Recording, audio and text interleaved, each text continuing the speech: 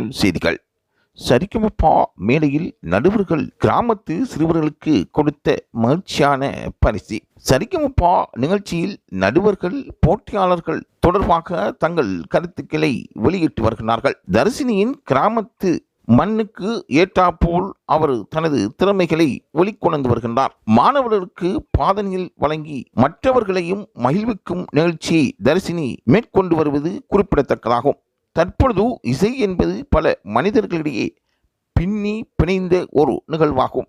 இசை என்பதற்கு தங்கள் அடிமைத்தனம் இல்லாமல் இருப்பது கிடையாது என்றும் இசை அமைப்பாளர்கள் கூறுகின்றார்கள். ஏனென்றால் இசையில் அவர்கள் அந்த அளவு பிரபல்யம் பெற்றவர்களாக இருந்தாலும் இசையில் இருக்கின்ற ஆற்றலும் அதன் மீது இருக்கின்ற பற்றும் அவர்களை எல்லா துறையிலும் மெய்ப்பிக்க செய்திருக்கின்றது, தங்களை பிரபல்யம் ஆக்கியிருக்கின்றது என்பதுவே அவர்களின் உள்ளார்ந்த கருத்தாகும். பிரபல டிவி நிகழ்ச்சியில் ஒளிபரப்பாகி வரும் சரிகமபா நிகழ்ச்சி தற்பொழுது மக்கள் மத்தியில் வரவேற்பை பெற்று வருவதுடன் எவரை எடுத்துக்கொண்டாலும் சரிகமபா நிகழ்ச்சியை பார்க்காதவர்கள் இல்லை என்று கூற வேண்டும்.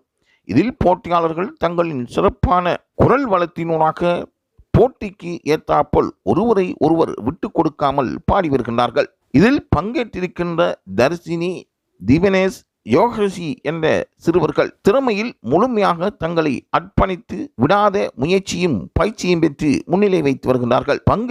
இவர்கள் பங்கேற்கின்றதன் காரணமாக அவர்களின் சொந்த ஊர்களிலும் அவர்கள் படிக்கின்ற பாடசாலைகளிலும் பெரும் வரவேற்பு கிடைத்து வருவதாகவும் பெற்றோர்கள் மனமகிழ்ந்து இருப்பதாகவும் கூறப்படுகின்றது. இதனைத் தொடர்ந்து இந்த வார எபிசோட்டில் நடுவர்கள் அக்கிராமத்து மக்களுக்கு பாதணிகள் கொடுத்து அவர்களையும் கௌரவப்படுத்தியிருக்கிறார்கள். இது நாளை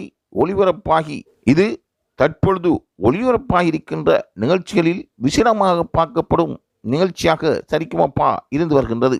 ஏனென்றால் அந்த அளவு ஆற்றல் மிக்க செயற்பாடுகளை இந்த சிறுவர்களும் சரிகமபா நிகழ்ச்சியும் மேற்கொண்டு வருவதாக குறிப்பிடுவது இங்கு குறிப்பிடத்தக்கதாகும்.